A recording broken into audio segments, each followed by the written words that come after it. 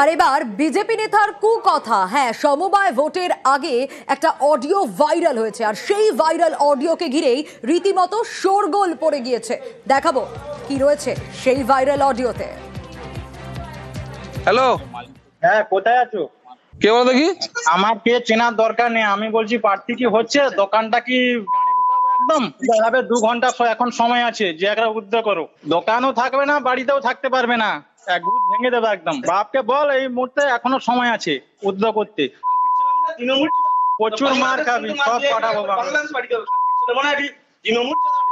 বাপকে বল যে দোকানটা থাকবে না, গুড়িয়ে দেবো একদম। তোর বাপ দাঁড়ার তৃণমূলে, তোর কি ব্যবসা করার ইচ্ছা আছে? উল্টা তোর চামড়া তো হবে। কথা কও, ঠিক আছে? আমি তো এবার পিঠা খাবো, পিঠা খাবো রেডি র। তোর বাপ জন্ম দেয়নি তোকে? আচ্ছা ঠিক আছে, আয়। এখন কিছু হবে না, কিন্তু ভোটের পরে, গণনার পরে তারপরে অ্যাকশন চলবে। ব্যবসা করার ইচ্ছা আছে না নেই গো? আর এই ভাইরাল অডিওকে কেন্দ্র করে শোরগোল পড়ে গেছে। তৃণমূল প্রার্থীর ছেলেকে অচেনা নম্বর থেকে হুমকি, বাবার মনোনয়ন প্রত্যাহার করাতে ছেলেকে চাপ, ফোন করে কদর্য গালিগালাজ, হুমকি, মনোনয়ন না তুললে দোকান ভাঙার থ্রেট। বিজেপির বিরুদ্ধে অভিযোগ তৃণমূলের অভিযোগ উড়িয়ে দিয়েছে বিজেপি।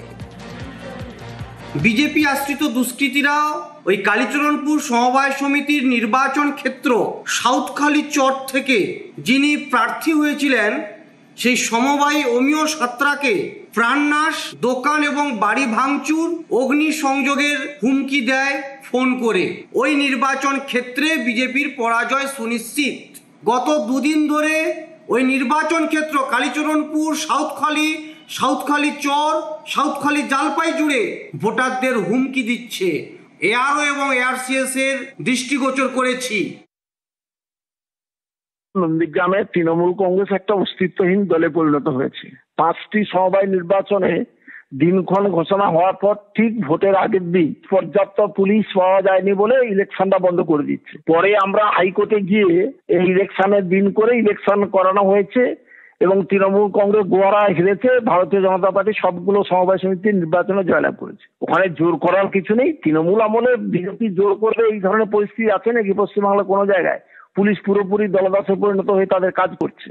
ভিত্তিহীন কথা বলছে। এই সমস্ত আমাদের লোক নয়। এই সমস্ত করে ইলেকশনটাকে বানচাল করার জন্য এই সমস্ত থানায় অভিযোগ করুক না, তা পুলিশ তাকে অ্যারেস্ট করুক। কেন পুলিশ করছে না?